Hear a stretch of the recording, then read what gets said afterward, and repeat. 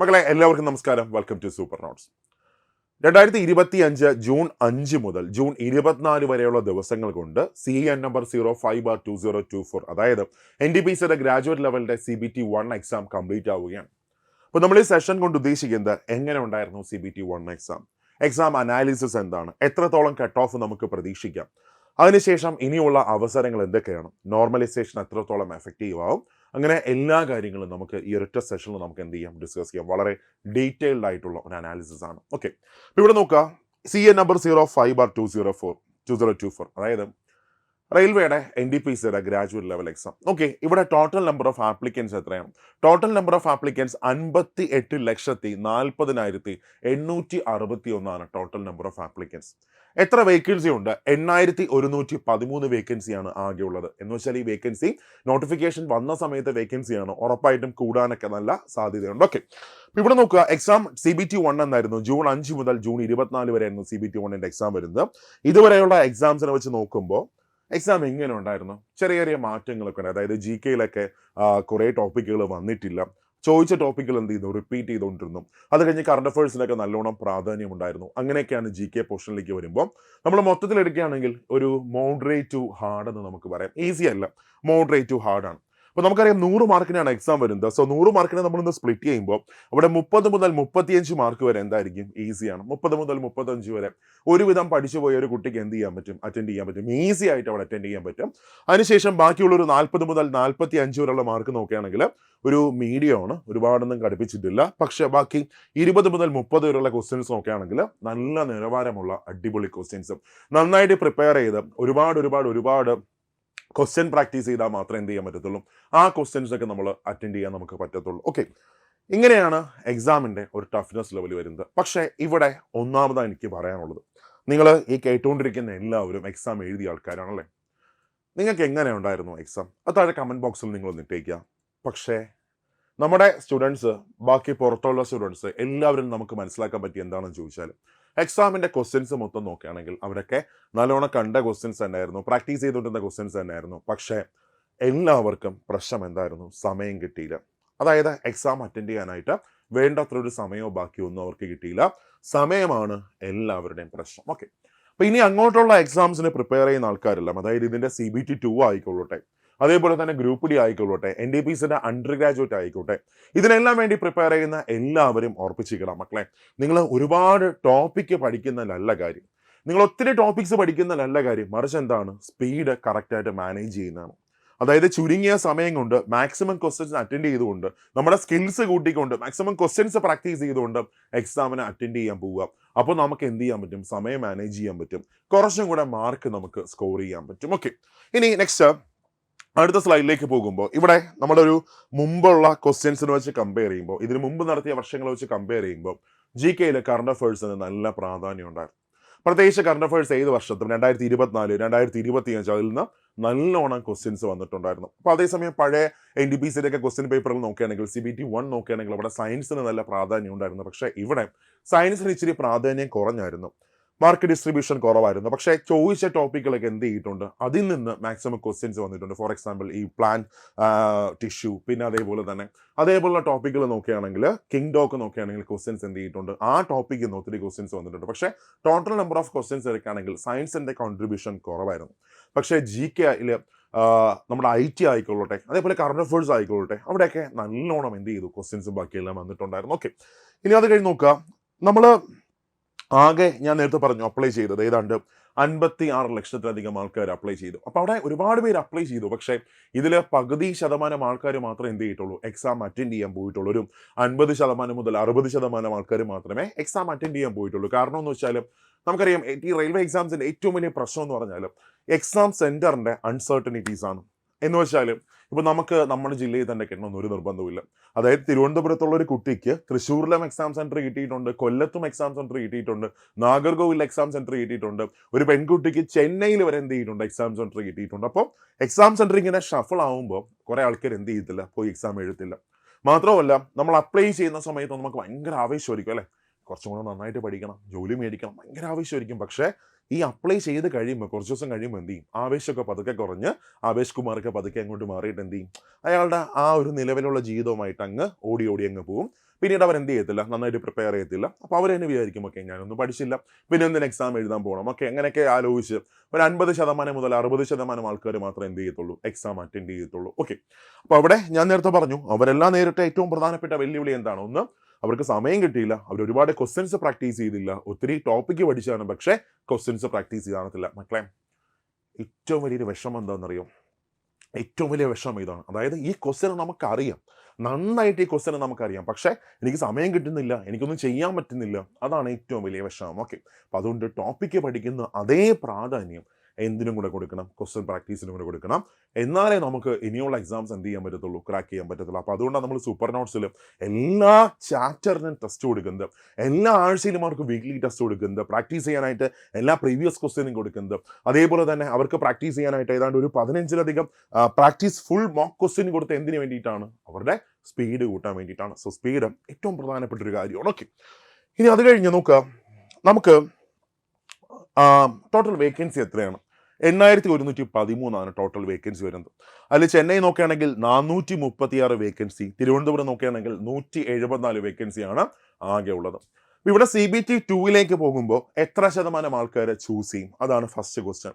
അതായത് സാധാരണഗതിയിൽ വേക്കൻസിയുടെ 15%.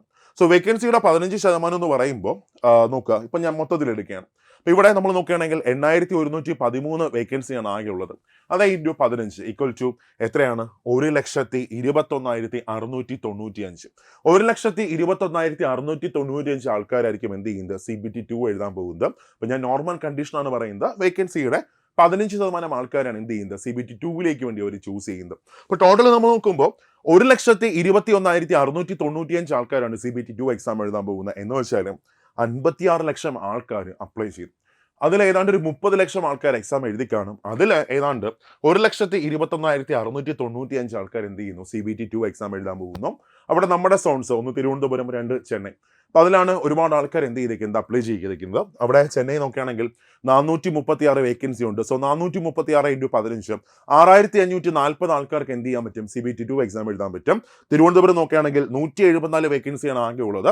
സോ 174 × 15 2610 ആൾക്കാർക്ക് എന്ത് ചെയ്യാൻ പറ്റും, CBT 2 എക്സാം എഴുതാനായിട്ട് പറ്റും. ഓക്കെ, ചിലപ്പോൾ മേ ബി എന്ത് ചെയ്യാം, കൂട്ടാം. പക്ഷെ ഞാൻ ഒരു ആവറേജ് കണക്കാണ് എന്ത് ചെയ്യുന്നത് ഇവിടെ പറയുന്നത്. ഓക്കെ, ഇനി നെക്സ്റ്റ് നോക്കുക, നോർമലൈസേഷൻ.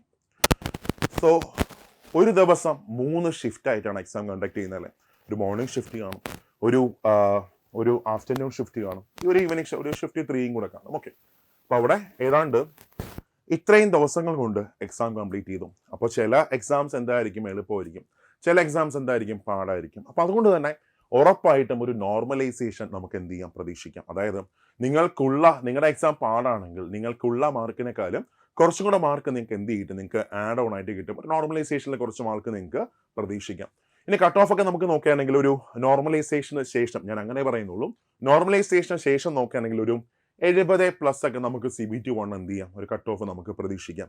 അത് നോർമലൈസേഷന് ശേഷം മാത്രമേ നമുക്ക് എന്ത് ചെയ്യാൻ പറ്റത്തുള്ളൂ, പറയാൻ പറ്റത്തുള്ളൂ. ഓക്കെ, അപ്പോൾ ഇതാണ് നമ്മുടെ NTPCയുടെ ഗ്രാജുവേറ്റ് ലെവലിൻ്റെ CBT 1 ഒരു എക്സാം അനാലിസിസ്. അപ്പോൾ ഞാൻ പറഞ്ഞു സമയമായിരുന്നു എല്ലാവരുടെയും പ്രശ്നം. അത് ഒരാളുടെ മാത്രമല്ല, എല്ലാവരുടെയും പ്രശ്നം. ക്വസ്റ്റ്യൻസ് അവർക്കറിയാം, കുറച്ചും കൂടെ സമയം കൊടുത്താൽ അവർക്ക് നന്നായിട്ട് ചെയ്യാൻ പറ്റും. പക്ഷേ സമയമാണ് വില്ലൻ. അപ്പോൾ ഇവിടെ നോക്കുക, ഇവിടെ ഏതാണ്ട് നിങ്ങളുടെ മാർക്ക് ഈ റേഞ്ചിലേക്ക് നിൽക്കുകയാണെങ്കിൽ, അതായത് നോർമലൈസേഷന് മുമ്പ്, അപ്പം നമുക്ക് നോർമലൈസേഷൻ വന്നാലേ അറിയാൻ പറ്റത്തുള്ളൂ എത്രമാത്രം കട്ട് ഓഫിന് അത് സ്വാധീനിക്കും, എത്ര മാർക്ക് കൂടുതൽ കിട്ടും, അതൊക്കെ അതിനുശേഷം നമുക്ക് അറിയാൻ പറ്റത്തുള്ളൂ. അപ്പം ഏതാണ്ട് ഈ മാർക്കൊക്കെ നിങ്ങൾക്കുണ്ട് എങ്കിൽ നിങ്ങൾ എന്ത് ചെയ്യുക, നിങ്ങൾ പ്രിപ്പറേഷൻ സ്റ്റാർട്ട് ചെയ്യുക. ബ്രേക്ക് കൊടുക്കാതെ തന്നെ പ്രിപ്പറേഷൻ സ്റ്റാർട്ട് ചെയ്യുക. അല്ല എങ്കിൽ നിങ്ങളുടെ പ്രിപ്പറേഷൻ നിങ്ങൾ മുമ്പോട്ട് കൊണ്ടുപോയേ പറ്റത്തുള്ളൂ. കാര്യം ഇനി അങ്ങോട്ട് 2 എക്സാംസും കൂടെ ഉണ്ട്. ഏതൊക്കെയാണ്? ഒന്ന് NTPCയുടെ അണ്ടർ ഗ്രാജുവേറ്റും, അത് കഴിഞ്ഞ് RRBയുടെ ഗ്രൂപ്പ് ഡിയും. ഓക്കെ, 2 പ്രധാനപ്പെട്ട എക്സാംസ് ഉണ്ട്. പ്രത്യേകിച്ച് ഗ്രൂപ്പ് ഡി ഇടയ്ക്കാണ്. അണ്ടർ ഗ്രാജുവേറ്റും അതേപോലെ തന്നെ പ്രാധാന്യമുണ്ട്. പക്ഷേ ജോലി കിട്ടാനായിട്ട് കുറച്ചും കൂടെ സാധ്യത ഇതാണ്, ഗ്രൂപ്പ് ഡിയാണ്. ഇപ്പോൾ ഇവിടെ നമ്മൾ ടോട്ടൽ സിലബസിനെ നമ്മളൊന്ന് അനലൈസ് ചെയ്യുമ്പോൾ നോക്കാം, ഇവിടെ NTPCയുടെ ഗ്രാജുവേറ്റ് ആയിക്കോട്ടെ, അണ്ടർ ഗ്രാജുവേറ്റ് ആയിക്കോട്ടെ, ഗ്രൂപ്പ് ഡി ആയിക്കോട്ടെ, സെയിം സിലബസ് ആണ് അല്ലെ. എന്തെങ്കിലും മാറ്റം ഉണ്ടോ സിലബസിൽ? ഒരു മാറ്റവും ഇല്ല, സെയിം സിലബസ് ആണ്. പക്ഷേ മാർക്ക് ഡിസ്ട്രിബ്യൂഷൻ മാത്രം സെപ്പറേറ്റ് ആണ്. ഇപ്പോൾ NTPC നമ്മൾ എടുക്കുകയാണെങ്കിൽ അവിടെ CBT 1 നോക്കുകയാണെങ്കിൽ അവിടെ maths 30 mark, reasoning 30 mark, GK 40 മാർക്കാണ്. അതിനകത്ത് തന്നെ ഫിസിക്സ്, കെമിസ്ട്രി, ബയോളജി വരുന്നുണ്ട്. അതേസമയം നമ്മൾ ഗ്രൂപ്പ് ഡി നോക്കുകയാണെങ്കിൽ റീസണിങ് 30 മാർക്ക്, ആപ്റ്റിറ്റ്യൂഡ് വന്നിട്ട് 25 മാർക്ക്, 55 മാർക്കായി. അത് കഴിഞ്ഞ് സയൻസ് വന്നിട്ട് physics, chemistry, biology 25 mark, G കെയിലേക്ക് പോകുമ്പോൾ അവിടെ 20 മാർക്കാണ്. സോ മാർക്ക് ഡിസ്ട്രിബ്യൂഷൻ മാറുന്നുണ്ട്, പക്ഷേ സിലബസ് എന്താണ്, സെയിം ആണ്. അപ്പോൾ നിങ്ങൾ ഇതുവരെ പഠിച്ച അതേ സാധനം തന്നെയാണ്, അതേ സിലബസ് തന്നെയാണ് ഏതിനും വരുന്നത്, അണ്ടർ ഗ്രാജുവേറ്റ് വരുന്ന, ഗ്രൂപ്പ് ഡിക്ക് വരുന്ന, ബാക്കിയെല്ലാം അതേപോലെ. അപ്പോൾ ഇവിടെ നിങ്ങൾക്ക് നല്ലൊരു അറ്റംപ്റ്റ് കൊടുക്കാൻ പറ്റും, അല്ലെങ്കിൽ കൊടുക്കാതിരിക്കാൻ പറ്റും, പക്ഷേ അടുത്ത എക്സാം ഉണ്ട്. അപ്പോൾ അടുത്ത എക്സാമിന് മാക്സിമം ക്വസ്റ്റ്യൻസ് പ്രാക്ടീസ് ചെയ്ത് പോയാലും നിങ്ങൾക്ക് ഇവിടെ CBT 2 എന്ത് ചെയ്യാൻ പറ്റും, എഴുതാൻ പറ്റും, അടിപൊളിയായിട്ട് എഴുതാൻ പറ്റും. അതേപോലെ തന്നെ NTPCയുടെ അണ്ടർ ഗ്രാജുവേറ്റും ഗ്രൂപ്പ് ഡിയിലും അടിപൊളി ഒരു അറ്റംപ്റ്റ് കൊടുക്കാൻ പറ്റും. ഓക്കെ, ഇനി നമുക്ക് വേക്കൻസി വെച്ച് നമുക്കൊന്ന് അനലൈസ് ചെയ്യാം. ഓക്കെ, അപ്പോൾ നെക്സ്റ്റ് നമ്മുടെ മുമ്പിലുള്ള അവസരങ്ങൾ എന്തൊക്കെയാണ് നമുക്ക് നോക്കാം.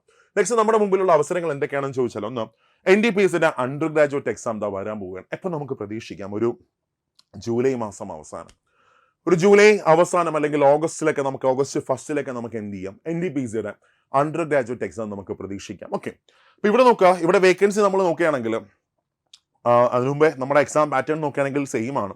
എങ്ങനെ, അവിടെ maths 30 marks, GK 30 question, 40 question, reasoning വന്നിട്ട് 30 ക്വസ്റ്റ്യൻ, ടോട്ടൽ 100 ക്വസ്റ്റ്യൻസ് ആണ്, 90 മിനിറ്റ് ആണ് എക്സാമിന്റെ സമയം വരുന്നത്. എന്ന് വെച്ചാൽ NTPC ഗ്രാജുവേറ്റും അണ്ടർ ഗ്രാജുവേറ്റും ഒരേ മാർക്ക് ഡിസ്ട്രിബ്യൂഷൻ ആണ്, ഒരേ സിലബസ് ആണ്, പക്ഷേ ക്വസ്റ്റ്യൻസിന്റെ നിലവാരം മാത്രം എന്ത് ചെയ്യും, താഴും.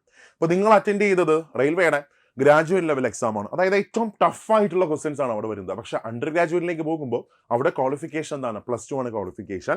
അതുകൊണ്ട് തന്നെ ക്വസ്റ്റ്യന്റെ നിലവാരം, ക്വസ്റ്റ്യന്റെ റേഞ്ച് എന്ത് ചെയ്യും, കുറച്ചങ്ങ് താഴും. ഓക്കെ, അപ്പോൾ നമ്മൾ നന്നായിട്ട് പഠിക്കുകയാണെങ്കിൽ ഏറ്റവും മികച്ച ഒരു അറ്റംപ്റ്റ് നമുക്ക് എന്ത് ചെയ്യാൻ പറ്റും, ഈ അണ്ടർ ഗ്രാജുവേറ്റ് നമുക്ക് കൊടുക്കാൻ പറ്റും. ഓക്കെ, ഇനി CBT 2ലേക്ക് പോകുമ്പോൾ, അവിടെ CBT 2ലേക്ക് പോകുമ്പോൾ ഗ്രാജുവേറ്റ് ആയാലും ശരി അണ്ടർ ഗ്രാജുവേറ്റ് ആയാലും ശരി ഒരേ എക്സാം പാറ്റേൺ തന്നെയാണ് വരുന്നത്. CBT 1ന് 100 മാർക്കാണെങ്കിൽ CBT 2ന് എത്ര മാർക്കാണ്, 120 മാർക്കാണ്. ഇവിടെ മനസ്സിലാക്കുക, ഈ CBT 1 എന്ന് പറയുന്ന എക്സാം ജസ്റ്റ് ഒരു ക്വാളിഫയിങ് എക്സാം മാത്രമാണ്, അല്ലാതെ ബാക്കി ഒന്നുമല്ല. CBT 1 ഒരു ക്വാളിഫയിങ് എക്സാം മാത്രമാണ്, അതിന്റെ മാർക്കൊന്നും തന്നെ ഒരിക്കലും എന്ത് ചെയ്യത്തില്ല, ഫൈനലിൽ കൗണ്ട് ചെയ്യത്തില്ല. ഓക്കെ, ഇനി നെക്സ്റ്റ് നോക്കി, അവിടെ CBT 2ലേക്ക് പോകുമ്പോൾ മാർക്ക് ഡിസ്ട്രിബ്യൂഷനിൽ ചെറിയൊരു മാറ്റം വരും. അതായത് maths 35 questions, reasoning 35 questions, GK 50 questions. അപ്പോൾ 120 മാർക്കിനാണ് എക്സാം വരുന്നത്. അതിന്റെ മാർക്കാണ് എന്ത് ചെയ്യുന്നത്, ഫൈനലിൽ കൗണ്ട് ചെയ്യുന്നത്. ഓക്കെ അല്ലേ, ക്ലിയർ ആണ്. ഓക്കെ, നെക്സ്റ്റ് വൺ, അടുത്ത് നോക്കുക, ഇവിടെ ചെന്നൈയിൽ അണ്ടർ ഗ്രാജുവേറ്റിന് എത്ര വേക്കൻസി ഉണ്ട്. സോ ചെന്നൈ നോക്കുകയാണെങ്കിൽ അണ്ടർ ഗ്രാജുവേറ്റ് വന്നിട്ട് എത്ര വേക്കൻസിയാണ് ആകെ ഉള്ളത്, 194 വേക്കൻസിയാണ് ആകെ ഉള്ളത്. തിരുവനന്തപുരം നോക്കുകയാണെങ്കിൽ 112 വേക്കൻസിയാണ് ആകെ ഉള്ളത്. ടോട്ടൽ നമ്പർ ഓഫ് വേക്കൻസി എത്രയാണ്, 3445 വേക്കൻസിയാണ് അണ്ടർ ഗ്രാജുവേറ്റിന് വരുന്നത്. അപ്പോൾ ഇവിടെ വേക്കൻസി എന്നൊരു ഫാക്ടർ നമ്മൾ നോക്കുമ്പോൾ ഉറപ്പായിട്ടും എന്ത് ചെയ്യും, ഇത് കൂടും. ഇതിപ്പോൾ നോട്ടിഫിക്കേഷൻ വന്ന സമയത്തെ വേക്കൻസിയാണ്, ഉറപ്പായിട്ടും ഇതിൽ നിന്ന് കൂടുതൽ വേക്കൻസി നമുക്ക് എന്ത് ചെയ്യാം, നമുക്ക് പ്രതീക്ഷിക്കാം. ഓക്കെ, ഇനി നെക്സ്റ്റ് നമുക്ക് നേരെ ഗ്രൂപ്പ് ഡിയിലേക്ക് പോവാം. മക്കളെ ശ്രദ്ധിച്ചോടാ, ഇവിടെയാണ് യഥാർത്ഥ അവസരം കിടക്കുന്നത്. എന്ന് വെച്ചാൽ ഇപ്പം NTPC ഗ്രാജുവേറ്റും അണ്ടർ ഗ്രാജുവേറ്റും ഒരു റേഞ്ചിന് മേലിലുള്ളവർക്ക് എന്ത് ചെയ്യാൻ പറ്റും, ഈസി ആയിട്ട് എക്സാമിനെ ക്രാക്ക് ചെയ്യാൻ പറ്റും. പക്ഷേ ഗ്രൂപ്പ് ഡി വരുമ്പോൾ അതങ്ങനെയല്ല, അവസരങ്ങളുടെ ഏറ്റവും വലിയ പെരുമഴയാണ്. കാര്യം അവിടെ ഒന്നാമത്തെ ഒരു ബ്ലോക്ക് എന്താണ്, അവിടെ ഫിസിക്കലുണ്ട്. സോ ഫിസിക്കലുണ്ട്, അപ്പം അതുകൊണ്ട് തന്നെ എന്താണ്, ഒരുപാട് പേര് അവിടെ എലിമിനേറ്റ് ആവും. അത് കഴിഞ്ഞ് 2, ഈ ഗ്രൂപ്പ് ഡിയിൽ ഈ NTPC ഗ്രാജുവേറ്റും അണ്ടർ ഗ്രാജുവേറ്റും ഗ്രൂപ്പ് ഡിക്കൊക്കെ പ്രിപ്പയർ ചെയ്യുന്ന എല്ലാവരും സെയിം ആണ്, ഒരേ ആൾക്കാരാണ് അല്ലേ. അപ്പോൾ ഈ ഗ്രൂപ്പ് ഡി എഴുതുന്ന എല്ലാവരും NTPC എഴുതുന്നുണ്ട്. അപ്പോൾ അവിടെ അവർക്ക് NTPC കിട്ടുമ്പോൾ അവരെന്ത് ചെയ്യും, NTPC ചൂസ് ചെയ്യത്തുള്ളൂ. സോ ഭയങ്കര ബുജികളൊക്കെ എന്ത് ചെയ്യും, മെയിലോട്ടം കയറി പോകും. അപ്പോൾ ഇവിടെ കോമ്പറ്റീഷൻ കുറച്ചും കൂടെ എന്ത് ചെയ്യും, താഴും. മാത്രമല്ല ഈ ജോലി ഇച്ചിരി പാടാണ്. സോ ജോലി ഇച്ചിരി എന്നല്ല, നല്ല പാടാണ്, നല്ല സാലറിയും ബാക്കിയൊക്കെയാണ്, പക്ഷെ ജോലി പാടാണ്. കുറേ ആൾക്കാർ എന്ത് ചെയ്യും, അവിടെ എലിമിനേറ്റ് ആവും. ഓക്കെ, അപ്പോൾ വേക്കൻസി കൂടാൻ ചാൻസ് ഉണ്ട്, അതൊന്നാമത്തേത്. 2, ജോലി പാടാണ്, അപ്പോൾ എന്ത് ചെയ്യും, കുറേ പേര് ഇട്ടിട്ടങ്ങ് പോകും. അത് കഴിഞ്ഞ് നെക്സ്റ്റ് വൺ അടുത്ത നമ്മുടെ NTPC കിട്ടുന്ന ആൾക്കാരൊക്കെ എന്ത് ചെയ്യും, അതിലോട്ടങ്ങ് ഫോക്കസ് ചെയ്ത് അങ്ങോട്ടങ്ങ് പോകും. RPF കിട്ടുന്ന ആൾക്കാർ അങ്ങോട്ടങ്ങ് പോകും, JE കിട്ടുന്ന ആൾക്കാർ അങ്ങോട്ടങ്ങ് പോകും. അപ്പോൾ അവിടെ കുറച്ചും കൂടെ ഓപ്പർച്യൂണിറ്റി എന്താണ്, ഭയങ്കര കൂടുതലാണ്. ഓക്കെ, ഇവിടെ നെക്സ്റ്റ് നിങ്ങൾ നോക്കുക, അടുത്ത ഇവിടെ എങ്ങനെയാ, സെയിം, അതായത് NTPCയുടെ അതേ സിലബസ് തന്നെയാണ് വരുന്നത്, പക്ഷേ മാർക്ക് ഡിസ്ട്രിബ്യൂഷനിൽ വ്യത്യാസമുണ്ട്. അവിടെ നോക്കുക, സയൻസ് 25 ക്വസ്റ്റ്യൻസ് 25 മാർക്ക്, മാത്സ് വന്നിട്ട് 25 questions 25 mark, reasoning 30 questions 30 mark, then GK and current affairs 20 questions 20 mark. Total 100 മാർക്കിനാണ് എക്സാം വരുന്നത്. 1.5 മണിക്കൂറാണ് എക്സാമിന്റെ സമയം. ഇവിടെ ഗ്രൂപ്പ് ഡിയുടെ ഒന്നാമത്തെ പ്രത്യേകത ഒരൊറ്റ എക്സാം മാത്രമേ ഉള്ളൂ, ഒറ്റ എക്സാം. ഇപ്പോൾ NTPC നോക്കുകയാണെങ്കിൽ CBT 1 ഉണ്ട്, CBT 2 ഉണ്ട്, പക്ഷേ ഗ്രൂപ്പ് ഡി നോക്കുകയാണെങ്കിൽ ഒരൊറ്റ എക്സാം മാത്രമേ എന്ത് ചെയ്യുന്നുള്ളൂ, വരുന്നുള്ളൂ. ഒരു എക്സാം നമ്മളൊന്ന് ക്രാക്ക് ചെയ്ത് കഴിഞ്ഞാൽ ലൈഫ് സെറ്റാണ്. മാത്രമല്ല ഇതിൻ്റെ ക്വാളിഫിക്കേഷൻ എന്താണ്, SSLC ആണ് ക്വാളിഫിക്കേഷൻ. അപ്പോൾ ഒരിക്കലും ഒരു പരിധിക്കപ്പുറം എന്ത് ചെയ്യത്തില്ല, ഇത് കടുപ്പിക്കത്തില്ല. ക്വസ്റ്റ്യൻസ് ഒക്കെ ഈസി ആയിരിക്കും. നമ്മൾ പ്രിപ്പയർ ചെയ്യുന്ന ഒരാൾക്ക് ജോലി കിട്ടാനൊക്കെ സാധ്യത വളരെ കൂടുതലാണ്. ഓക്കെ, 1.5 മണിക്കൂറാണ് എക്സാമിൻ്റെ സമയം വരുന്നത്. അവിടെ കൂടുതൽ മാർക്ക് കോൺട്രിബ്യൂട്ട് ചെയ്യുന്ന ആരാണ്? റീസണിങ് ആണ്. സോ 15 ടോപ്പിക്കുകൾ മാത്രമേ റീസണിങ്ങിനകത്ത് വരുന്നുള്ളൂ. ഈ 15 ടോപ്പിക്കുകൾ പഠിച്ചാൽ നമുക്ക് എന്ത് ചെയ്യാൻ പറ്റും? ജോലി റീസണിങ് അടിപൊളിയായിട്ട് മാർക്ക് നമുക്ക് സ്കോർ ചെയ്യാം. ജോലിയിൽ കുറച്ചും കൂടെ ഒരു എന്താ പറയുക, ഒരു മുന്നോക്കം നമുക്ക് കിട്ടും. റീസണിങ് സ്ട്രോങ് ആണെങ്കിൽ, മാക്സിമം റീസണിങ് സ്ട്രോങ് ആണെങ്കിൽ, മാത്സ് ആയാലും റീസണിങ് ആയാലും എന്നെ പറക്കിക്കൊണ്ട് ഒരു 15 ടോപ്പിക്ക് മാത്രമേ ഓരോന്നിനും വരുന്നുള്ളൂ. അത് ഓരോ ദിവസം ഓരോ ടോപ്പിക്ക് പഠിച്ചാൽ പോലും അതിൻ്റെ ക്വസ്റ്റ്യൻസ് പ്രാക്ടീസ് ചെയ്തുകൊണ്ടിരുന്നാൽ അവിടെ നല്ലൊരു മാർക്ക് നമുക്ക് എന്ത് ചെയ്യാൻ പറ്റും? സ്കോർ ചെയ്യാൻ പറ്റും. ഓക്കെ, ഇനി നെക്സ്റ്റ് നോക്കാം. ഇതെൻ്റെ കുറച്ച് കാര്യങ്ങൾ എനിക്ക് പറയാനുണ്ട്. ഇവിടെ ഞാനിപ്പോൾ ചെന്നൈ എടുക്കുകയാണ്. സോ ചെന്നൈ എടുക്കുമ്പോൾ അവിടെ വേക്കൻസി 2694 വേക്കൻസി ഉള്ളത്. 2694. ഇപ്പോൾ ഇവിടെ നോക്കി, വേക്കൻസി നിലവിലെ വേക്കൻസി മാത്രം ഞാൻ പറയുന്നത്, നോട്ടിഫിക്കേഷൻ വന്ന സമയത്തുള്ള ആ വേക്കൻസി മാത്രം, ഒരു 32,000 വേക്കൻസി മാത്രമേ ഞാൻ പറയുന്നുള്ളൂ. പക്ഷേ ഏറ്റവും അധികം വേക്കൻസി കൂടാൻ പോകുന്ന ഇതിനായിരിക്കും, ഗ്രൂപ്പ് ഡിക്കായിരിക്കും. എന്ന് വെച്ചാൽ ഏതാണ്ട് 70,000 വേക്കൻസി അവിടെ നിപ്പുണ്ട്. കഴിഞ്ഞ മീറ്റിങ്ങിൽ അവരത് പറയുകയും ചെയ്തു, ഇത്രയും വേക്കൻസിയാണ് ഉണ്ട്, പക്ഷേ നോട്ടിഫിക്കേഷൻ നിങ്ങൾ 32,000 പേരെ മാത്രമേ വിളിച്ചിട്ടുള്ളൂ. ഉടൻ തന്നെ എന്ത് ചെയ്യുക? ആ വേക്കൻസി എസ്കലേറ്റ് ചെയ്യുക. അതിനുവേണ്ടി അവർ എന്ത് ചെയ്തിട്ടുണ്ട്? നിവേദനവും ബാക്കി കൊടുത്തിട്ടുണ്ട്. അപ്പോൾ 70,000 വേക്കൻസി കിട്ടുമെന്ന് ഞാൻ പറയുന്നില്ല, പക്ഷേ ഒരു 50,000 പ്ലസ് വേക്കൻസി നമുക്ക് എന്ത് ചെയ്യാം? പ്രതീക്ഷിക്കാം. ഓക്കെ, അപ്പോൾ ഇവിടെ ചെന്നൈയിലേക്ക് വരുമ്പോൾ നിലവിലെ വേക്കൻസി മാത്രം 2694 വേക്കൻസിയാണ്. ഇപ്പോൾ ഇവിടെ നോക്കുക, NTPCയുടെ ഗ്രാജുവേറ്റ് ചെന്നൈ എടുക്കുകയാണെങ്കിൽ 436 വേക്കൻസിയാണ്. പക്ഷേ ഗ്രൂപ്പ് ഡി എത്രയാണ്? 2694 വേക്കൻസി. എന്ന് വെച്ചാൽ എത്ര മടങ്ങ് കൂടുതലാണെന്ന് ആലോചിച്ച് നോക്കിയേ. NTPC ഗ്രാജുവേറ്റിനെക്കാളും ഏതാണ്ട് ഒരു 7-8 മടങ്ങ് കൂടുതലാണ് ഗ്രൂപ്പ് ഡിയുടെ വേക്കൻസി വരുന്നത്. അത് കഴിഞ്ഞ് തിരുവനന്തപുരം നോക്കുകയാണെങ്കിൽ, NTPCയുടെ തിരുവനന്തപുരം നോക്കുകയാണെങ്കിൽ, ഗ്രാജുവേറ്റ് നോക്കുകയാണെങ്കിൽ 174 വേക്കൻസി മാത്രമേ ഉള്ളൂ. പക്ഷേ ഇവിടെ എത്ര വേക്കൻസി ഉണ്ട്? 2694 വേക്കൻസി ഉണ്ട്. അത് കഴിഞ്ഞ് NTPC അണ്ടർ ഗ്രാജുവേറ്റ് നോക്കുകയാണെങ്കിൽ ചെന്നൈ 194 വേക്കൻസി മാത്രമേ ഉള്ളൂ. പക്ഷേ ഇവിടെ എത്ര വേക്കൻസി ഉണ്ട്? 2694 വേക്കൻസി ഉണ്ട്. അത് കഴിഞ്ഞ് NTPC അണ്ടർ ഗ്രാജുവേറ്റ് തിരുവനന്തപുരം നോക്കുകയാണെങ്കിൽ 112 വേക്കൻസിയാണ് ആകെ ഉള്ളത്. പക്ഷേ ഗ്രൂപ്പ് ഡി നോക്കുകയാണെങ്കിൽ ചെന്നൈക്ക് എത്ര വേക്കൻസി ഉണ്ട്? 2694 വേക്കൻസി ഉണ്ട്. എന്ന് വെച്ചാൽ അപ്ലൈ ചെയ്യുന്ന 419 ഒരാൾക്ക് ജോലിയാണ്. 419 ഒരാൾക്ക് ജോലി അപ്ലൈ ചെയ്യുന്ന. പക്ഷേ URലേക്ക് വരുമ്പോൾ UR നമ്മൾ എടുക്കുകയാണെങ്കിൽ ഒരു 200 ഒരാൾക്ക് ജോലി, OBC ഒക്കെ ആണെങ്കിൽ ഒരു 250 ഒരാൾക്ക് ജോലി. അപ്പോൾ അങ്ങനെയാണ് ഒരു പെർ പോസ്റ്റ് പെർ വേക്കൻസി എന്ത് ചെയ്യുന്നത് വരുന്നത്, ആപ്ലിക്കൻസ് പെർ വേക്കൻസി വരുന്നത്. അപ്പോൾ ചാൻസ് എത്രമാത്രമാണ് നിങ്ങളൊന്ന് ആലോചിച്ച് നോക്കി. ഗ്രൂപ്പ് ഡി ഇവിടെ പ്രശ്നങ്ങളുണ്ട്. എന്തൊക്കെയാണ്? ഫിസിക്കലുണ്ട്. ഇവിടെ നിന്ന് ആലോചിച്ച് നോക്കാം, ഈ 419 എത്ര പേര് ഫിസിക്കലി പാസ്സാവും? കുറേ പേര് അവിടെ അങ്ങ് പോവും. കുറേ ആൾക്കാർക്ക് നമ്മുടെ ട്രിവാൻഡ്രം ഇല്ല. ട്രിവാൻഡ്രമൊക്കെ വരുന്നത് എവിടെയാണ്? ചെന്നൈയിലാണ് വരുന്നത്. അപ്പോൾ അവിടേക്ക് പോയി ജോലി ചെയ്യേണ്ടി വരും. കുറേ ആൾക്കാർ എന്ത് ചെയ്യും? അങ്ങോട്ട് പോകാൻ പറ്റത്തില്ല, അവർ ഡ്രോപ്പ് ചെയ്യും. പിന്നെ അത് കഴിഞ്ഞ് ഫിസിക്കൽ സ്റ്റാൻഡേർഡ് നമുക്ക് പക്കയായിട്ട് വേണം. കുറേ ആൾക്കാർ അവിടെ അങ്ങ് പോകും. അപ്പോൾ അവിടെ നിങ്ങൾ ഗ്രൂപ്പ് ഡി അപ്ലൈ ചെയ്തിട്ടുണ്ടെങ്കിൽ നിങ്ങളുടെ സാധ്യത വളരെ വളരെ വളരെ വളരെ വളരെ കൂടുതലാണ്. അപ്പോൾ അതുകൊണ്ട് ബ്രേക്ക് കൊടുക്കാതെ കണ്ടിന്യൂസ് ആയിട്ട് നിങ്ങൾ വർക്ക് ചെയ്യും. ഒന്ന് ആലോചിച്ച് നോക്കും, ഇപ്പോൾ സെക്രട്ടറി ടെസ്റ്റൻ്റ് എടുക്കുകയാണ്. സെക്രട്ടറി ടെസ്റ്റൻ്റ് പോലെ ഒരു പരീക്ഷ എടുത്താൽ 800 ഒരാൾക്ക് ജോലിയാണ്. 800 ഒരാൾക്ക് ജോലി. നമ്പർ ഓഫ് ആപ്ലിക്കൻസ് വെച്ച് നോക്കുമ്പോൾ LD നോക്കുകയാണെങ്കിലും അതേപോലെ തന്നെ 1000 ഒരാൾക്ക് ജോലി. അപ്പോൾ അതൊക്കെ വെച്ച് കമ്പയർ ചെയ്യുമ്പോൾ ഇവിടെ ഗ്രൂപ്പ് ഡി 200 ഒരാൾക്ക് ജോലി. സോ ജോലി സാധ്യത എത്രമാത്രം കൂടുതലാണെന്ന് ജസ്റ്റ് ഒന്ന് ചിന്തിച്ച് നോക്കുക. മാത്രമല്ല മറ്റൊരു കാര്യം പറയാനുള്ളതും, ഈ ഗ്രൂപ്പ് ഡിയുടെ എക്സാം ഡേറ്റുമായിട്ട് ബന്ധപ്പെട്ട് ഒരു അൺസർട്ടനിറ്റി ഇപ്പോൾ ഉണ്ട്. എന്താ അൺസർട്ടനിറ്റി? അതായത് ജൂലൈ 26 ഒരു കേസും, അതായത് ക്വാളിഫിക്കേഷൻ ബന്ധപ്പെട്ട കേസിൻ്റെ ഒരു ഹിയറിംഗ് ഉണ്ട്. മാത്രമല്ല ഇപ്പോൾ ജൂൺ തീരാറായി. ഇനി റെയിൽവേക്ക് ഏത് എക്സാം കണ്ടക്ട് ചെയ്യാനുണ്ട്? NTPCയുടെ അണ്ടർ ഗ്രാജുവേറ്റ് കണ്ടക്ട് ചെയ്യാനുണ്ട്. ശരിയല്ലേ? അപ്പോൾ അതിനെങ്ങനെ പോയാലും ഒരു 10-20 ദിവസം എടുക്കും. അപ്പോൾ ജൂലൈ ഫുള്ള് അവിടെ അങ്ങ് തീർന്നു കിട്ടി. അത് കഴിഞ്ഞ് ഓഗസ്റ്റ് 13 മുതൽ ഏത് സ്റ്റാർട്ട് ചെയ്യാണ്? SSCയുടെ എക്സാം സ്റ്റാർട്ട് ചെയ്യാണ്. SSCയുടെ എക്സാം സ്റ്റാർട്ട് ചെയ്യുന്നു. അപ്പോൾ അവിടെ മനസ്സിലാക്കുക, ഏതാണ്ട് 1,10,00,000 ആൾക്കാരാണ് ഗ്രൂപ്പ് ഡി അപ്ലൈ ചെയ്തേക്കുന്നത്. 1,10,00,000 ആൾക്കാർ.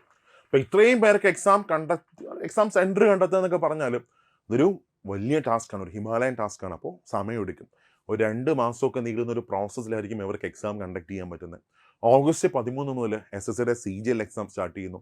അതിനുശേഷം CHSL എക്സാം സ്റ്റാർട്ട് ചെയ്യുന്നു. NDS സ്റ്റാർട്ട് ചെയ്യുന്നു. അപ്പോൾ പിന്നീട് അങ്ങോട്ട് കുറച്ച് കാലം എന്തായാലും SSC എക്സാംസിൻ്റെ ഒരു സമയമാണ്. അപ്പോൾ ആ സമയത്ത് അവർക്ക് സെൻറ്റർ കണ്ടെത്താൻ എന്തായിരിക്കും? ബുദ്ധിമുട്ടായിരിക്കും. അപ്പോൾ നമുക്ക് ഇനിയും പഠിച്ചു തുടങ്ങാൻ എന്തുണ്ട്? ഗ്രൂപ്പ് ഡിക്ക് സമയമുണ്ട്. നിങ്ങളൊരു ബേസ് ആയ ആളാണ്, ആവറേജ് ആയ ആൾക്കാരാണ്, പഠിച്ചു തുടങ്ങിക്കോ. ചാൻസ് ഞാൻ ഈ പറഞ്ഞു, ബാക്കിയുള്ള എക്സാം വെച്ച് കമ്പയർ ചെയ്യുമ്പോൾ ആ ചാൻസ് ഞാൻ പറഞ്ഞായിരുന്നു, അത് വളരെ വളരെ വളരെ എന്താണ് കൂടുതലാണ്. ഓക്കെ, അപ്പോൾ ജസ്റ്റ് നിങ്ങളൊന്ന് മനസ്സിലാക്കുക. എന്നിട്ട് നിങ്ങളുടെ പ്രിപ്പറേഷൻ എന്ത് ചെയ്തോ, നിങ്ങൾ സ്റ്റാർട്ട് ചെയ്തോ.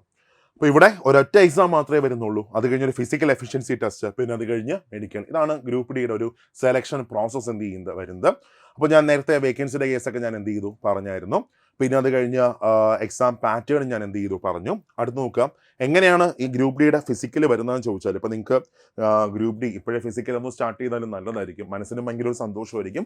ആ സമയത്ത് ഈസി ആയിട്ട് നമുക്ക് ഫിസിക്കൽ അടിച്ചെടുക്കാനും പറ്റും. ഓക്കെ, ഇവിടെ നിങ്ങളൊരു മെയിൻ കാൻഡിഡേറ്റ് ആണെങ്കിൽ 35 കിലോഗ്രാം ഭാരം വഹിച്ചുകൊണ്ട് 100 മീറ്റർ 2 മിനിറ്റ് കൊണ്ട് എന്ത് ചെയ്യാൻ പറ്റണം, കവർ ചെയ്യാൻ പറ്റണം. അതേപോലെ തന്നെ 1 കിലോമീറ്റർ ദൂരം 4 മിനിറ്റും 15 സെക്കൻഡും കൊണ്ട് നിങ്ങൾക്ക് ഓടി തീർക്കാൻ പറ്റണം. ഒരു ഫീമെയിൽ കാൻഡിഡേറ്റ് ആണെങ്കിൽ 20 കിലോഗ്രാം ഭാരം വഹിച്ചുകൊണ്ട് 100 മീറ്റർ 2 മിനിറ്റ് കൊണ്ട് കവർ ചെയ്യാൻ പറ്റണം. അതേപോലെ 1 കിലോമീറ്റർ ദൂരം 5 മിനിറ്റും 40 സെക്കൻഡും കൊണ്ട് നിങ്ങൾക്ക് ഓടി തീർക്കാൻ പറ്റണം. അപ്പോൾ നമ്മൾ വിചാരിക്കും ഒരു കിലോമീറ്റർ എന്നൊക്കെ പറഞ്ഞാലും 4 മിനിറ്റ് 15 സെക്കൻഡ് കിടക്കുകയല്ലേ, പോലീസൊക്കെ വെച്ച് നോക്കുമ്പോൾ ഭയങ്കര എളുപ്പം, ഈസിയാണ്. പക്ഷെ അങ്ങനെയല്ല, ഇത് എല്ലാവർക്കും ഒന്നും എന്ത് ചെയ്യാൻ പറ്റത്തില്ല, പെട്ടെന്നൊന്നും സെറ്റാക്കാൻ പറ്റത്തില്ല. അപ്പോൾ ഒരുപാട് ആൾക്കാർ എന്ത് ചെയ്യും, ഇവിടെ അങ്ങ് എലിമിനേറ്റ് ആവും. സോ നിങ്ങളുടെ ചാൻസ് എന്ത് ചെയ്യണം, പിന്നെ എന്ത് ചെയ്യണം, കൂടുകയാണ്. ഓക്കെ, മാത്രമല്ല നമുക്ക് റെയിൽവേ എക്സാമിൻ്റെ മറ്റൊരു പ്രത്യേകത, എല്ലാ വർഷവും നമുക്ക് എന്ത് ചെയ്യാം, നമുക്ക് എല്ലാ വർഷവും നമുക്ക് എക്സാം നടക്കും. റെയിൽവേ എല്ലാ വർഷവും NTPC വരും. അടുത്തതാ ഈ ജൂലൈ മാസമൊക്കെ ആകുമ്പോൾ, അടുത്ത മാസമൊക്കെ ആകുമ്പോൾ ഒരു ജൂലൈ ഓഗസ്റ്റ് മാസങ്ങളിൽ NTPC നോട്ടിഫിക്കേഷൻ വീണ്ടും വരാൻ പോവുകയാണ്. ഒരു ഒക്ടോബർ മാസമൊക്കെ ആകുമ്പോൾ ഗ്രൂപ്പ് ഡിയുടെ നോട്ടിഫിക്കേഷൻ വരും. നമ്മുടെ ഗ്രൂപ്പ് ഡിയുടെ ഒക്കെ കഴിഞ്ഞ ചെന്നൈയുടെ ഒക്കെ കട്ട് ഓഫ് നോക്കുകയാണെങ്കിൽ 71 മാർക്ക് മാത്രമേ കട്ട് ഓഫ് ഉള്ളൂ. 71 മാർക്ക് നോർമലൈസേഷന് ശേഷം അത് നിങ്ങൾ എന്ത് ചെയ്യും ചിന്തിക്കുക. സാധ്യത എങ്ങനെയാണ്, വളരെ വളരെ വളരെ കൂടുതലാണ്. അപ്പോൾ ഇവിടെ വേക്കൻസി കൂട്ടാനുള്ള നോക്കുക, ഇതാണ് കഴിഞ്ഞ മീറ്റിംഗ് PNM മീറ്റിംഗിൽ റെയിൽവേ ബോർഡും all India railway men's federation association അവർ നമ്മളുടെ മീറ്റിങ്ങിലുള്ളതാണ്. ആകെ 32,000 വേക്കൻസിക്ക് മാത്രമേ വിളിച്ചിട്ടുള്ളൂ. എത്ര വേക്കൻസി ഉണ്ട്, 70,000 വേക്കൻസി കിടപ്പുണ്ട്. അപ്പം അതുപോലെ തന്നെ റെയിൽവേ തന്നെ സമ്മതിച്ചൊരു കാര്യം, RTI കൊടുത്തപ്പോൾ NTPCയിൽ ഗ്രൂപ്പ് ഡി അടക്കമുള്ള പോസ്റ്റുകളിൽ 2,36,902 വേക്കൻസി ആകെ കിടക്കുന്നത്. അപ്പോൾ വേക്കൻസിയൊക്കെ എന്ത് ചെയ്യാം, കൂടാന്നുള്ള ചാൻസ് ഉണ്ട്. നെക്സ്റ്റ് നോക്കുക, അടുത്ത് ഇത് ഈ ഇയറിലെ എക്സാം കലണ്ടറാണ്. നോക്കുക, ജനുവരി മാർച്ച് മാസങ്ങളിൽ ALPയുടെ നോട്ടിഫിക്കേഷൻ വരും. ഓൾറെഡി വന്നിട്ടുണ്ട്. അതേപോലെ തന്നെ ഏപ്രിൽ ജൂൺ മാസങ്ങളിൽ ടെക്നീഷ്യൻ നോട്ടിഫിക്കേഷൻ വരും. അടുത്ത് വരാൻ പോകുന്ന ടെക്നീഷ്യൻ നോട്ടിഫിക്കേഷൻ ആണ്. ദെൻ ജൂലൈ സെപ്റ്റംബർ മാസങ്ങളിൽ NTPCയുടെ ഗ്രാജുവേറ്റ് ലെവൽ നോട്ടിഫിക്കേഷൻ വരും, അണ്ടർ ഗ്രാജുവേറ്റ് ലെവൽ നോട്ടിഫിക്കേഷൻ വരും. ദെൻ ഒക്ടോബർ ഡിസംബർ മാസങ്ങളിൽ വീണ്ടും എന്ത് വരുന്നു, ഗ്രൂപ്പ് ഡിയുടെ നോട്ടിഫിക്കേഷൻ വരുന്നു. അപ്പോൾ ജസ്റ്റ് നിങ്ങൾ പഠിച്ചു പോവുക, ബ്രേക്ക് കൊടുക്കുക, നിങ്ങൾ പഠിച്ചുകൊണ്ടിരിക്കുക. ഈ ഗ്രൂപ്പ് ഡി എന്നൊക്കെ പറഞ്ഞാൽ ഈസി ആയിട്ട് നിങ്ങൾക്ക് അടിച്ചെടുക്കാൻ പറ്റും. പക്ഷേ ഈ NTPCയിൽ ഒരു 70+ മാർക്കൊക്കെ സ്കോർ ചെയ്ത ആൾക്കാർ, ഞാൻ അങ്ങനെ പറയുന്നില്ല, നോർമലൈസേഷൻ കഴിയുമ്പോൾ ചിലപ്പോൾ 65 എന്തായിട്ട് മാറാം, അങ്ങോട്ട് കയറാം. ഓക്കെ, അപ്പോൾ അവിടെ അവരൊക്കെ CBT 2 വേണ്ടിയിട്ട് എന്ത് ചെയ്യുക, നിങ്ങളുടെ പ്രിപ്പറേഷൻ സ്റ്റാർട്ട് ചെയ്യാം, അടിപൊളിയായിട്ട് വർക്ക് ചെയ്യാം. നിങ്ങൾക്ക് അവസരങ്ങളുണ്ട്, CBT 2 ഉണ്ട്, അതിനുശേഷം അണ്ടർ ഗ്രാജുവേറ്റ് കിടപ്പുണ്ട്, അതേപോലെ തന്നെ ഗ്രൂപ്പ് ഡിയും കിടപ്പുണ്ട്. ഈ വർഷം വരാൻ പോകുന്ന നോട്ടിഫിക്കേഷൻസും കിടക്കുകയാണ്. അപ്പോൾ ഇതിനൊക്കെ വേണ്ടിയിട്ട് നല്ലൊരു അറ്റംപ്റ്റ് നിങ്ങൾ കൊടുക്കുക, സെറ്റായിട്ട് പഠിക്കുക. ഈ എക്സാം നിങ്ങളെ കൊണ്ട് ഉറപ്പായിട്ടും എന്ത് ചെയ്യാൻ പറ്റും, ക്രാക്ക് ചെയ്തെടുക്കാൻ പറ്റും. ഓക്കെ, ക്ലിയർ ആണ്. നമ്മുടെ സൂപ്പർ നോട്ട്സ് 2 തകർപ്പൻ ബാച്ചുകളാണ് ഇപ്പോൾ സ്റ്റാർട്ട് ചെയ്യാൻ പോകുന്നത്. ഒന്ന് ഗ്രൂപ്പ് ഡിയുടെ ക്രാഷ് ബാച്ചാണ്. ഇപ്പോൾ ബാച്ച് സ്റ്റാർട്ട് ചെയ്തിട്ട് 3 ദിവസം മാത്രമേ ആയിട്ടുള്ളൂ. നിങ്ങൾക്ക് ജോയിൻ ചെയ്യാൻ താല്പര്യമുണ്ടെങ്കിൽ ജോയിൻ ചെയ്യാം. അടിപൊളി ക്ലാസ് ആയിരിക്കും. മാത്രമല്ല നമ്മൾ മലയാളത്തിലും ക്ലാസ് പ്രൊവൈഡ് ചെയ്യുന്നുണ്ട്, ഇംഗ്ലീഷിലും ക്ലാസ് പ്രൊവൈഡ് ചെയ്യുന്നുണ്ട്, മലയാളത്തിലെ നോട്ട്സ് പ്രൊവൈഡ് ചെയ്യുന്നുണ്ട്, ഇംഗ്ലീഷിൽ നോട്ട്സ് പ്രൊവൈഡ് ചെയ്യുന്നുണ്ട്. മലയാളത്തിൽ നിങ്ങൾക്ക് ക്വസ്റ്റ്യൻസ് പ്രാക്ടീസ് ചെയ്യാൻ പറ്റും, ഇംഗ്ലീഷിൽ നിങ്ങൾക്ക് ക്വസ്റ്റ്യൻസ് പ്രാക്ടീസ് ചെയ്യാൻ പറ്റും. മാത്രമല്ല ഒരുപാട് ടെസ്റ്റുകൾ നമ്മൾ അതിനകത്ത് ആഡ് ചെയ്തിട്ടുണ്ട്. ഓക്കെ, അപ്പോൾ അടിപൊളിയായിട്ട് നിങ്ങൾക്ക് എന്ത് ചെയ്യാം, ടെസ്റ്റും പ്രാക്ടീസ് ചെയ്യാം. മാത്രമല്ല നമ്മുടെ ഐക്കോണിക് ആയിട്ടുള്ള മൈക്രോ നോട്ട്സും എന്ത് ചെയ്തിട്ടുണ്ട്, അതിനകത്ത് ആഡ് ചെയ്തിട്ടുണ്ട്. അപ്പോൾ ഏതാണ്ട് ഒരു 60 പേജ് പഠിച്ചുകൊണ്ട് ഏതാണ്ട് 240-ലധികം ടോപ്പിക്കുകൾക്ക് നിങ്ങൾക്ക് റിവിഷനും എന്ത് ചെയ്യാൻ പറ്റും, അവിടെ കൊടുക്കാൻ പറ്റും. അപ്പോൾ അങ്ങനെ നമ്മുടെ ഗ്രൂപ്പ് ഡിയുടെ ക്രാഷ് ബാച്ച് നമ്മൾ ഇപ്പോൾ സ്റ്റാർട്ട് ചെയ്തേക്കാണ്. ഓക്കെ, അപ്പോൾ അതിനകത്തൊരു ഫാക്കൽറ്റി ക്ലാസ്സിനകത്ത് ഏതൊക്കെ പോയിന്റാണോ പറയുന്നത് അതെല്ലാം ചേർത്തുകൊണ്ടുള്ള PDF നോട്ടായിരിക്കും നിങ്ങൾക്ക് കിട്ടുന്നത്. പ്രിന്റ് റെഡി ആയിട്ടുള്ള PDF നോട്ടാണ് നിങ്ങൾക്ക് കിട്ടുന്നത്. എന്ന് വെച്ചാൽ നോട്ട് എഴുതി നിങ്ങളെ സമയം കളയാനായിട്ട് ഞങ്ങൾ എന്ത് ചെയ്യുന്നില്ല, ആഗ്രഹിക്കുന്നില്ല. നിങ്ങളുടെ റിസൾട്ട് അതും ഏറ്റവും എഫക്റ്റീവ് ആയിട്ടുള്ളൊരു മെത്തേഡും ഉണ്ട്, അത് നമുക്ക് നേടിയെടുത്തേ പറ്റത്തുള്ളൂ. ഓക്കെ, ഇനി അതേപോലെ തന്നെ ഈ NTPC കഴിഞ്ഞവർക്ക് നമ്മളൊരു NTPCയുടെ CBT 2 ബാച്ച് നമ്മൾ സ്റ്റാർട്ട് ചെയ്തിട്ടുണ്ട്. ചെറിയൊരു ഫീസ് മാത്രമേ രണ്ടിനും വരുന്നുള്ളൂ. അപ്പോൾ CBT 2 നമുക്ക് എന്ത് ചെയ്യാം, അടിപൊളിയായിട്ട് ഒരുപാട് ടെസ്റ്റുകൾ എഴുതി നമുക്ക് എന്ത് ചെയ്യാം, നമുക്ക് ഈ എക്സാമിനെ ക്രാക്ക് ചെയ്യാം. ഓക്കെ, അപ്പോൾ ബാച്ചിൽ ജോയിൻ ചെയ്യാൻ താല്പര്യം ഉണ്ടെങ്കിൽ ഞാനൊരു നമ്പർ പറയാം, അതിൽ കോൺടാക്ട് ചെയ്തേക്കാം. അല്ലെങ്കിൽ ഞങ്ങളുടെ സ്റ്റോറിൽ കയറിയിട്ട് നിങ്ങൾക്ക് പർച്ചേസ് ചെയ്യാം. ജസ്റ്റ് കോൺടാക്ട് ചെയ്യും, ഈ നമ്പറിൽ നിങ്ങൾ വിളിച്ചാൽ മതി. 8281-223366. ഓക്കെ, 8281-223366 നമ്പറിൽ വിളിച്ച് കോൺടാക്ട് ചെയ്തിട്ട് ബാച്ചിലേക്ക് ജോയിൻ ചെയ്യാൻ പറ്റും. സോ ഇത്രയും അവസരങ്ങൾ നിങ്ങളുടെ മുമ്പിലേക്ക് കിടക്കുകയാണ്. ഉഴപ്പരുത്, ബ്രേക്ക് കൊടുക്കരുത്. എപ്പോഴും എന്ത് ചെയ്യുക, വർക്ക് ചെയ്തുകൊണ്ടിരിക്കുക, പഠിച്ചുകൊണ്ടിരിക്കുക, അതിലൊരു സന്തോഷം കണ്ടെത്താൻ ശ്രമിക്കുക. നിങ്ങൾ എപ്പോഴും മനസ്സിൽ വെച്ചോടാം, നമ്മുടെയൊക്കെ ജീവിതത്തിൽ ആർക്കെങ്കിലും ഒരാൾക്ക് എന്തെങ്കിലും അത്ഭുതം കാണിക്കാൻ പറ്റുമെങ്കിൽ നമുക്ക് മാത്രമേ പറ്റത്തുള്ളൂ. അപ്പോൾ നിങ്ങളാണ് നിങ്ങളുടെ ലൈഫിലെ മാജിഷ്യനും ബാക്കി എല്ലാവരും. ഓക്കെ, നന്നായിട്ട് വർക്ക് ചെയ്തോ. ജീവിതത്തിൽ ഒരുപാട് ജീവിതം മാറുന്നതൊക്കെ നിങ്ങൾക്ക് കാണാൻ പറ്റും, അത്ഭുതങ്ങൾ സംഭവിക്കുന്നത് നിങ്ങൾക്ക് കാണാൻ പറ്റും. നന്നായിട്ട് വർക്ക് ചെയ്തോ. നമുക്ക് ക്ലാസ്സിൽ കാണാം.